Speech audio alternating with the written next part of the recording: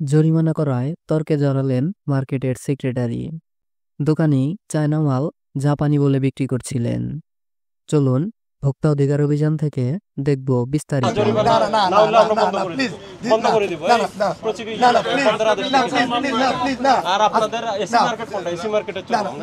শুনেন, বসেন প্লিজ, একটু কথা বলি। শুনেন, আমাদের সাথে একটু কথা বলেন তো, আমাদের সমিতির লোক। হ্যাঁ,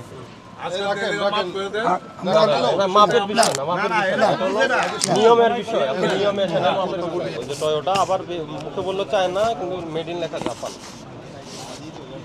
এটা তো জাপান আমি বলছি। এই যে এটা আপনি আমাকে বলেন, এই যে এটার যে প্যাটার্ন আর এটার মধ্যে ডিফারেন্স। অবশ্যই ডিফারেন্স। কি ডিফারেন্স? ভালো করে দেখেন, আমি হ্যাঁ দেখেছি। আপনি দেখবেন। তাহলে এখানে আপনি টয়োটা লিখছেন কেন? এই যে এটা তো আমি লিখিনি। কে লিখছে? চায়নালারা লিখছে। চায়নালা রাখছে। আপনি চায়না থেকে আনছেন? জি, এটা চায়না মাল। তো আপনি প্রমাণ করেন এটা চায়না মাল। বলেন, আপনি আমাকে দেখান যে এটা চায়না থেকে আসে। স্যার, এই যে আমি ইম্পোর্ট করেছি, আমার এলসিএ চায়না থেকে আমি এখানে আপনি প্যাকেট, এই যে আপনি আমারে বলছেন না স্যার যে এটা হলো জেনুইন, আমি কিভাবে বুঝবো? এখন এটা আমরা যখন কাস্টমার আমাদের থেকে কিনতে আসে, তখন আমরা বলি স্যার এটা হলো জেনুইন, এটা হলো চায়না। তা আপনার মুখের কথা তাকে বিশ্বাস করতে হবে, এই তো বিষয়। এখন বিশ্বাস ছাড়া আপনার সাথে কথা বলার দরকার কি? তার যাবতীয় তথ্য এই প্রোডাক্ট সম্পর্কে, এই প্রোডাক্টের গায়ে থাকবে। এখন এটা তাই, এটা তো থাকে না। কেন থাকে না? এই থাকার না থাকাটাই অনিয়ম। আপনি আপনার ক্রয় মূল্য আপনি সংরক্ষণ করছেন না, এটা আপনি অনিয়ম করছেন। কিন্তু আপনার কথা হলো, আপনি কেন, আপনি যে ওর থেকে কিনছেন, এই প্রমাণ কোথায়? আপনার দোকান কোনটা? হ্যাঁ, আপনার দোকান কোনটা? নাম বলেন। Prime motor. প্রাইম মোটর হাজির থেকে কিনেছে। তাইলে আপনি কিনেছেন, আপনার একটা ক্যাশ মেমো থাকবে না যে আমি এই দামে কিনছি, উনি এটা সেট বিক্রি করছে 4200 টাকা। তাহলে ওনার ক্রয় মূল্য কত সেটা তো জানাতে হবে। আর এই যে এটা মোড়কজাত একটা পণ্য, এখানে মোড়কের গায়ে এমআরপি লেখা থাকবে।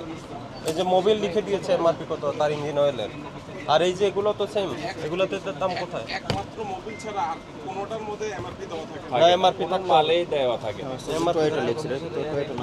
না, ওই যে উনি তো বললো, আপনি কাস্টমারকে বলে দিচ্ছেন এটার প্রাইস এত, কাস্টমার কিনতে পারতো, তার কিছু করার নেই, সে জানছে না এটার দাম কত। না, সে তো মার্কেট যাচাই করে আমাদের থেকে কিনতেছে। হ্যাঁ, উনি তো যাচাই আপনার মার্কেটের এটা সব হলো আপনাদের হলো সংগঠিত আপনারা ব্যবসায়ী। না, ঠিক আছে, আপনাদের আছে। এখন আপনারা কেউ কম বিক্রি করবেন না, সে যাবে কোথায়? সে তো কিনতে হবে। এরকম না, এরকম এটা তো খোলা বাজার না। অ্যাবজর্বার কালো বক্স নাম একটা, এগুলো হবে না, এগুলো চলবে না। কারণ মোটর পার্টস নিয়ে অনেক অভিযোগ আসতেছে। কি অভিযোগ? মোটর পার্টসের দাম বেশি, নকল জিনিস দিয়ে দিচ্ছে, তাদের গাড়ির সমস্যা হচ্ছে। এটা কি?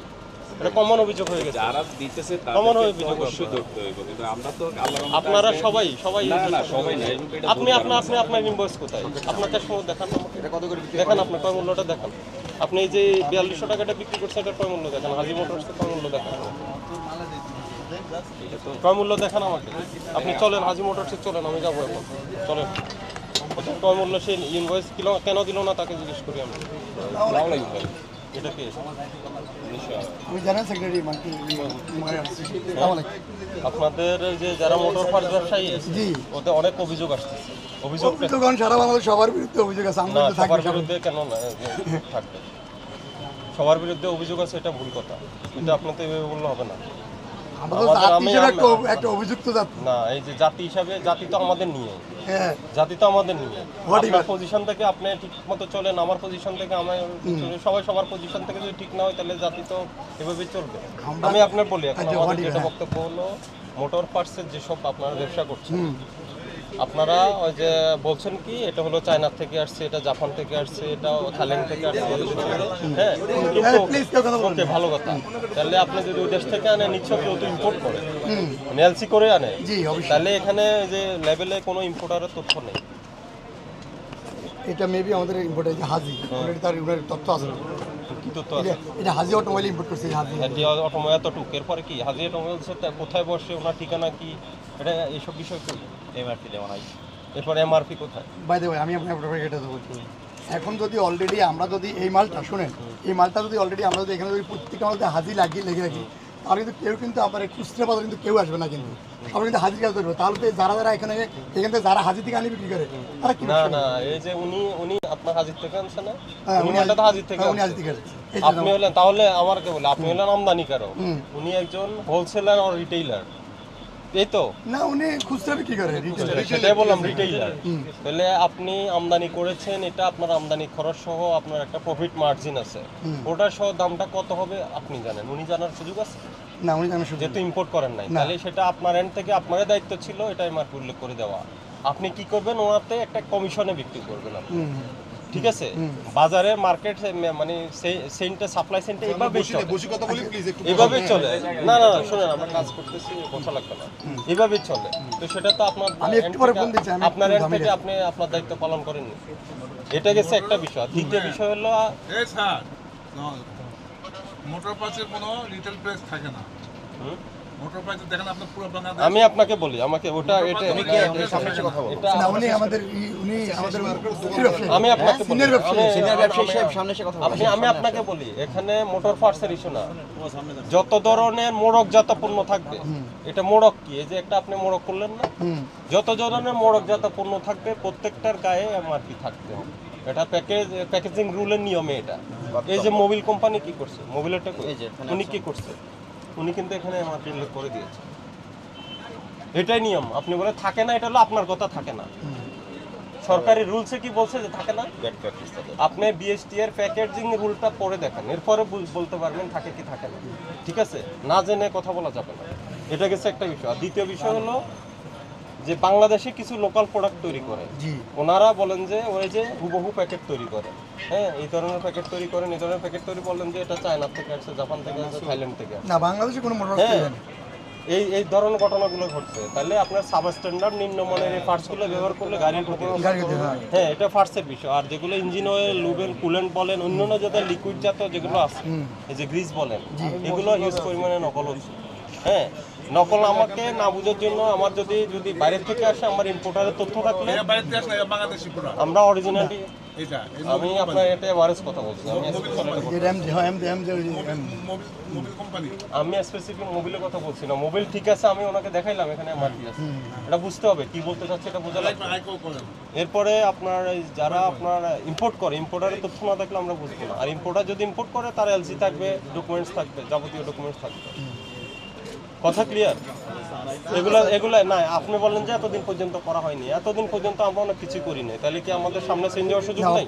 অবশ্যই আমরা ডে বাই ডে আমরা ইমপ্রুভমেন্ট হচ্ছে, এটা স্বাভাবিক ইমপ্রুভমেন্ট করেন কেন? কারণ আমাদের তো এখন যানবাহনের সংখ্যা বাড়ছে, এটা তো অস্বীকার করা যাবে না। তাহলে যানবাহনের সংখ্যা তাহলে একটা যন্ত্রের আপনার কর্মদক্ষতা থাকে, থাকে, হ্যাঁ এটার আপনার ক্যাপাসিটি কমতেছে, এগুলো করা যাবে না, এটা আপনার নিয়ম কানুন। এখন আমার তো এই যে এই দোকানে আসলাম, আমি এখন যত দোকানে সবাই তো একই সমস্যা, তাহলে সারা ঢাকা শহরে একেবারে গুন্ডি দোকান থেকে শুরু করে। তাহলে আপনার এখন আপনি যারা ইম্পোর্ট করেন বাইরের প্রোডাক্ট, আপনার দায়িত্ব হলো আপনি আপনার তথ্য দেন, লেবেলিং করেন আপনি, ঠিক আছে? অলরেডি না এটা লেবেলিং করেন।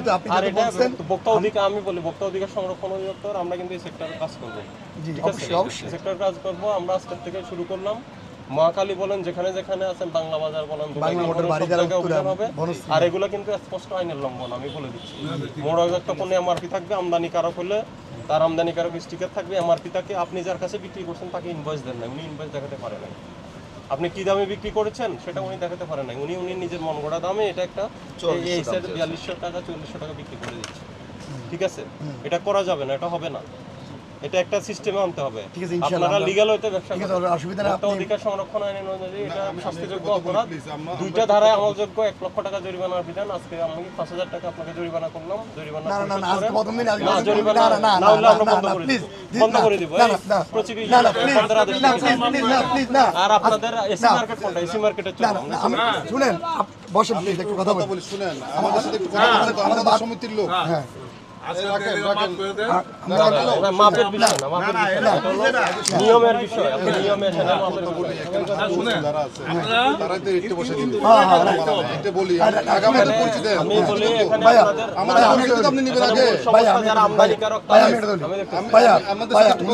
আমাদের ভারপ্রাপ্ত সভাপতি, উনি দুটো কথা বলে, কি বলে একটু শুনেন। আপনাদের সব কথা শুনবো, শুনুন না। আমাদের যখন কাজ করতে হবে, অপারেশনের সময় যদি বাধা দেন, এটা কিন্তু আমরা বাধা দিচ্ছি না। এখন আপনি আমাকে আমরা তো কথা বলবো, এটা আপনার করতে সহযোগিতা আসছি, করবে আপনি 100 যদি টাকা আমাকে আমার এনফোর্সিং এ যদি বাধা দেন, না, না, না, এখানে না। ক্যামেরা আছে, অনেক কিছু আছে, না না অন্যদিকে না, চলে না, যাবে। আমরা আপনার বাধা দিই না। আপনারা কিছু আমাদের জানতে helping এর হলে- জন্য। আপনারা কিছু জানতে হলে বুঝতে হলে কারণ বাজারে আমাদের আপনারা আমরা হেল্পের জন্য আপনাদের সাথে কিন্তু এগুলো আমরা ইয়ে করবো।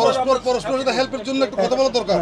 আমি তো আপনার কি কি সমস্যা আমি একদম পাই করে বুঝে দিলাম। আর ওনার কথা হলো উনি যে দামে বিক্রি করতেছে, ওনার ক্রয় রসিদ ক্রয় মূল্য কোথায় সেটা কই, এই ডকুমেন্টেশন কোথায়? এগুলি আসলে শুনেন, শুনেন, এখন আমি যদি সমস্যা ধরি, ধারা ধরলে অনেক ধারা প্রয়োগ করে যাবে। সেটা আমি অস্বীকার করবো না। আমি ওনাকে আমি তো বললাম প্রাথমিক সতর্কতামূলক ওনাকে 5000 জরিমানা করেছি। আর ওনার দেখায় অন্যরা ঠিক হবে, এটা স্পষ্ট বলে দিলাম। ভোক্তা অধিকার সংরক্ষণ অধিদপ্তর কঠোর পদক্ষেপ নেবে। আর এসি মার্কেটে আমরা তদারকি করি।